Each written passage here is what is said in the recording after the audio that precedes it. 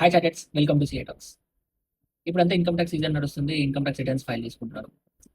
ఒక చిన్న పాయింట్ ఏంటంటే, జీఎస్టీ రిజిస్ట్రేషన్స్ ఉన్న బిజినెస్ ఓనర్స్ మొత్తం ఇయర్ మొత్తం నిల్ ఫైల్ చేసుకోవడం కానీ, ఎందుకు జీఎస్టీ కట్టాలి అని చెప్పి చాలా తక్కువ అమౌంట్స్ ఫైల్ చేసుకోవడం కానీ చేస్తున్నారు. But income tax return file చేసేటప్పుడు మాత్రం టర్న్ ఓవర్ మాది కొంచెం ఎక్కువ రాయండి, టర్న్ ఓవర్ రాయండి, ఎక్కువ రాయండి.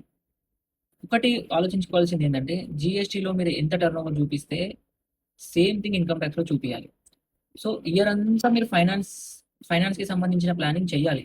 నేను ఈ ఇయర్ రిటర్న్ ఫైల్ తీసుకునేటప్పుడు నేను ఎంత టర్న్ ఓవర్ చూపించుకోవాలని అనుకుంటున్నాను, సో ఎంత సేల్ నేను చేయాలి అనేది మనం April starting of the year నుంచి మార్చ్ ఎండింగ్ వరకు మన ఈ 12 months జర్నీలో ఉండాలి. అంతేగాని ఆ మార్చ్ అయిపోయిన తర్వాత వచ్చి నేను ఇంత టర్న్ ఓవర్ జనరేట్ చేయాలి, అంత టర్న్ ఓవర్ జనరేట్ చేయాలి అని అంటే అది ఎఫెక్ట్ అవుతుంది, మీకే ఎఫెక్ట్ అవుతుంది. And income tax returns file చేసేటప్పుడు జీఎస్టీలో turn over already March files అయిపోయింది.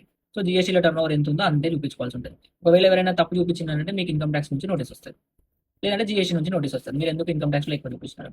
సో మీరు ప్లానింగ్ అనేది స్టార్టింగ్ ఆఫ్ ద ఇయర్ నుంచే చేసుకోండి. మార్చ్ అయిపోయిన తర్వాత అప్పుడు మాత్రం ప్లానింగ్ చేసుకోండి.